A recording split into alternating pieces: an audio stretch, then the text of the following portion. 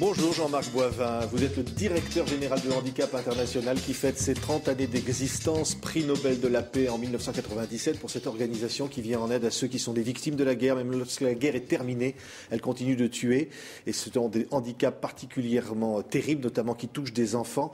30 années que vous allez célébrer à Paris avec un concert au Casino de Paris avec des stars comme Idir et d'autres. Pourquoi vous organisez ce concert ? Alors, une précision, nous n'organisons pas ce concert.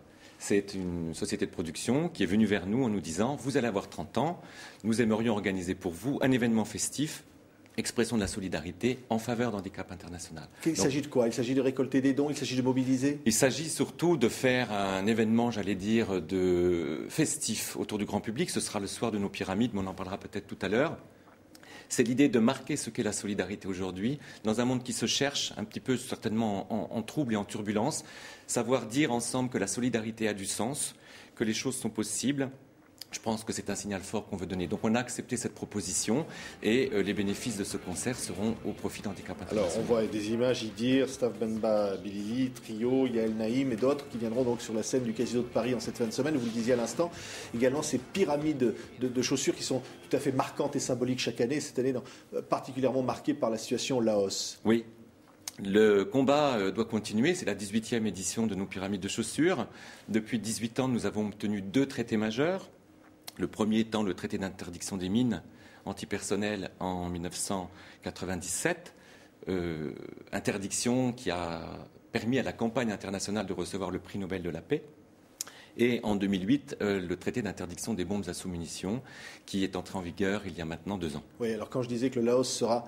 C'est triste de le dire, mais à l'honneur de ces pyramides de chaussures. Pourquoi ? Parce qu'il y a particulièrement un nombre important de victimes dans ce pays. Alors, le Laos est le pays le plus pollué aujourd'hui au monde en termes de sous-munitions non explosées. On estime que sur les 270 millions de sous-munitions qui ont été larguées, il y a maintenant plus de 30 ans, 80 millions seraient encore actives sur le terrain. Il y a encore tout le temps, tous les jours, des victimes innocentes au moment de l'explosion de ces armes. Et puis le Cambodge, qui sera le pays phare pour nous, puisque nous avons démarré l'action d'handicap au Cambodge il y a 30 ans.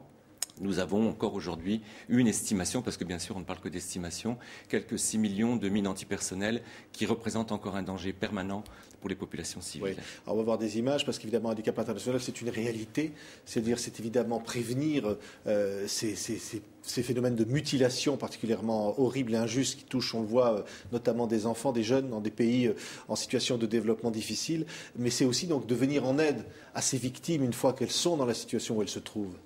Vous avez tout à fait raison d'insister sur ces 2 points centraux de notre action. Le premier étant ce travail de soins, de réparation, d'accompagner les personnes dans ce travail difficile, de vivre après une mutilation, d'avoir un appareillage, de réapprendre simplement à retrouver un équilibre physique mais aussi psychologique pour vivre normalement, à peu près comme tout le monde, de retrouver une vie sociale. Et puis le deuxième axe de notre action depuis 30 ans, c'est la prévention. Il faut éradiquer le problème en amont, c'est-à-dire faire interdire ces armes, ce qui est le cas aujourd'hui, mais maintenant assurer aux pays qui sont pollués, largement pollués par ces armes, le déminage nécessaire et le soin long, durable et répété tout au long de la vie. Alors beaucoup de pays se sont engagés à permettre ce déminage. Qu'en est-il de la réalité ? Est-ce que les résultats sont en conformité avec les attentes, avec les promesses ? Alors, il y a 2 choses. Si on parle de la conformité, aujourd'hui, grâce à ces traités, on peut dire qu'il n'y a plus de commerce de mines antipersonnelles, par exemple. Pour autant, le besoin d'argent pour le déminage, et quand on voit les images du déminage, c'est un travail de fourmi, c'est un travail de chaque instant qui est extrêmement dangereux. Ce sont des programmes chers et au long cours. Donc il faut que les États continuent à financer, ce qui est loin d'être le cas aujourd'hui.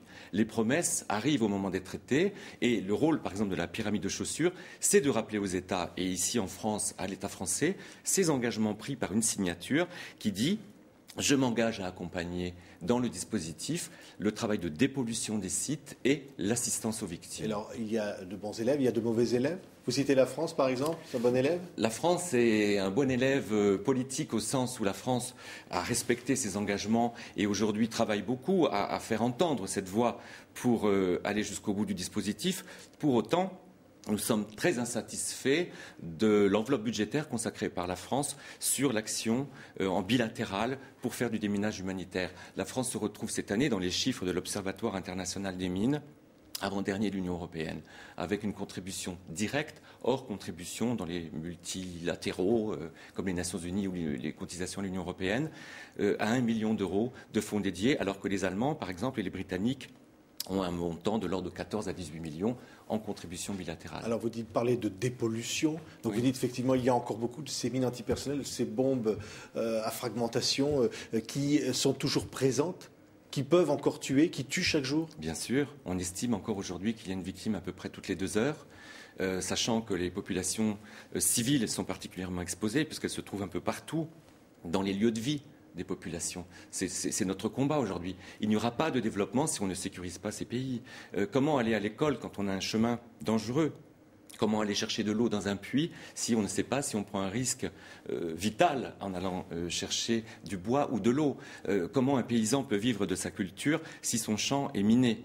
Donc aujourd'hui, il est essentiel de rappeler ces obligations parce que nous devons aller jusqu'au bout. L'interdiction, c'est un pas important, mais le travail de dépollution est indispensable. Oui, et évidemment, l'interdiction de ces armes sales qui, dans certains pays, sont évidemment d'accord pour avoir interdit notamment les mines antipersonnelles, mais ce n'est pas le cas de tous les pays.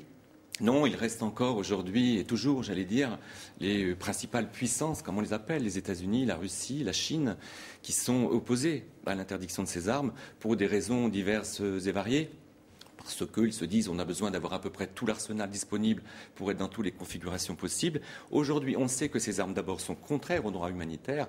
Elles sont totalement à bannir puisqu'elles viennent cibler des populations civiles, ce qui est interdit par les conventions de Genève, et que deuxièmement, l'argument de la nécessité de ces armes a été démontré comme étant parfaitement intenable, puisqu'aujourd'hui ces armes ne sont plus conformes au combat. Vous n'avez plus aujourd'hui un champ de bataille avec des troupes face à des troupes.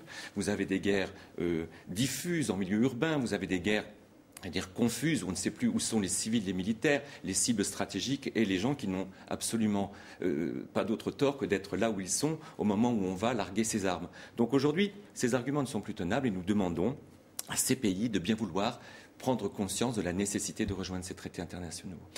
Merci Jean-Marc Boivin pour cette 30 années de handicap international, donc célébré cette semaine avec, on l'a dit, un concert au Casino de Paris en fin de semaine. Il faut venir nombreux, ce une sera grande un pyramide de chaussures festif. en espérant bien sûr ne plus avoir besoin de cette action et que toutes ces armes sales disparaissent. Merci d'avoir été avec nous. Merci de m'avoir reçu.